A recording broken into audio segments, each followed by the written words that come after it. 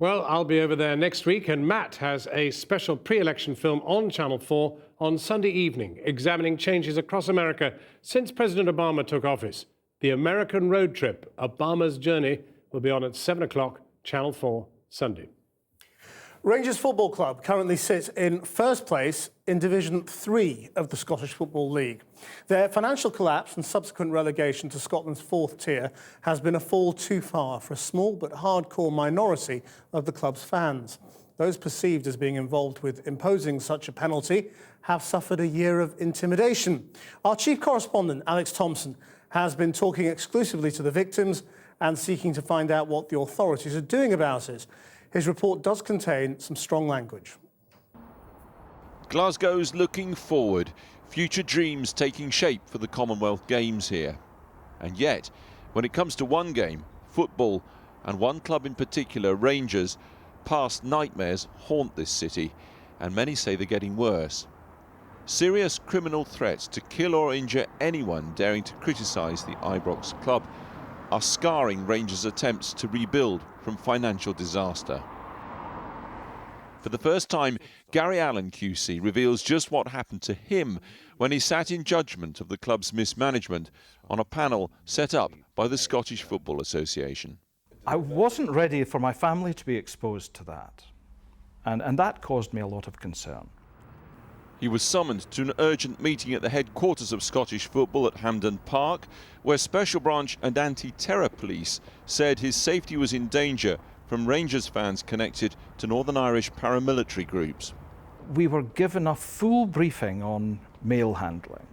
I was told that there would be certain items which I should under no circumstances open if they were not from a familiar source.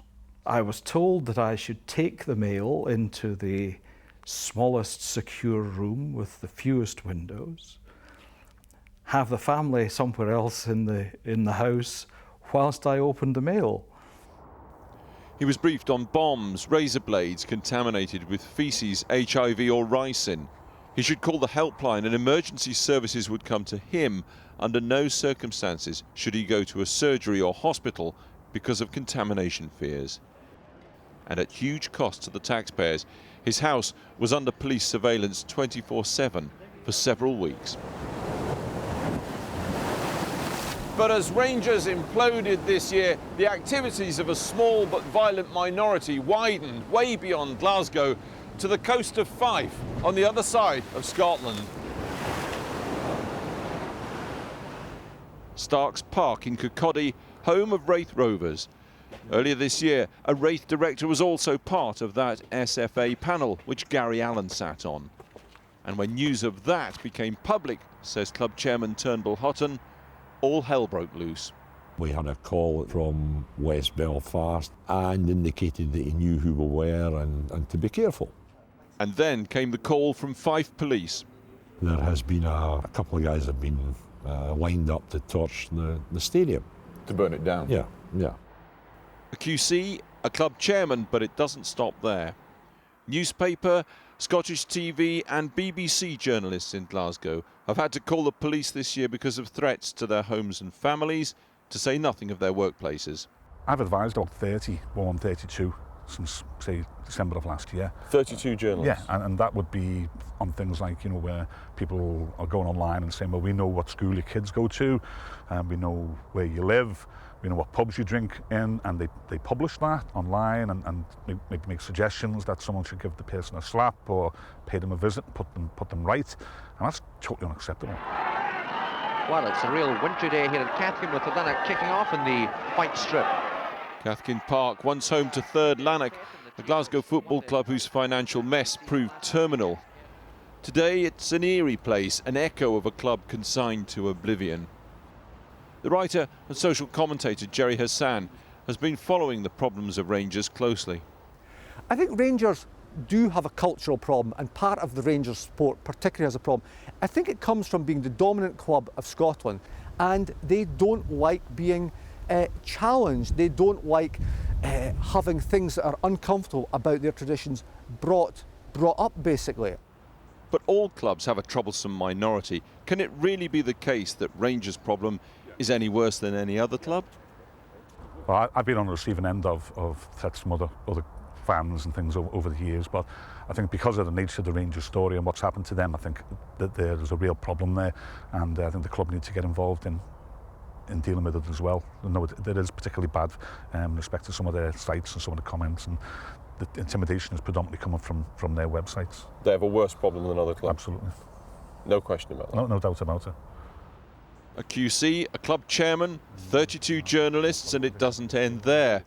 The editor of a factual book about Rangers this year expected a degree of controversy, but nothing like what would unfold. And I found a copy of the online broadcast in which the listeners had been told what my Twitter username was, and they had been suggested to them that they should contact me via Twitter and harass me. The nature of what they should say to me was even given on the broadcast, and it was really, really horrible, frightening stuff. Right, Angela Haggerty, her name is, right. She, I think, probably proofread and edited this book. You see this bitch, get her tweeted like man, get her tweeted like she's a total not a piece of. There was personal details about me published online on blogs, where I live, even my age range, which was very specific. And you lived in a small place at the time. It's not like you're in Glasgow, right? No, it was a very small place. I think very small population. It would not be hard to find. So especially when you narrow it down by age range, name, you know, very specific details that were put out about me. Strathclyde Police declined to be interviewed but issued a short statement saying, Strathclyde Police does not tolerate criminal threats in any context, and any report of such behaviour is taken extremely seriously by the force. recognising that this is a tiny minority in a hugely well-supported club. We asked Rangers for an interview but they declined, merely saying, Rangers Football Club, like every other responsible club, does not condone any form of antisocial behaviour. This reticence extends right to the top of Scottish football. The Scottish FA wouldn't even make a statement on this issue, much less grant an interview. Those who are prepared to speak out say it's time the game got a grip and time the authorities found their voice. At some point, somebody's got to kind of stand back, draw a line in the sand, and it's a kind of truth and reconciliation committee. We've got to kind of look back and say, right, mistakes were made, individuals made mistakes, things were said in the heat of the moment. We can't go on this way. That's what we need to understand, the complex mosaic of Rangers as a culture, the fact there's people struggling here, the fact there's people who are reacting in ways that are aggressive and nasty, but that there are good Rangers fans and they need to speak up and find voice and speak up for all of us. For many in this city, that can't happen soon enough. Alex Thompson, Channel 4 News, Glasgow. And you can watch an extended version of Alex's interview with Gary Allen QC on our website, channel4.com/news.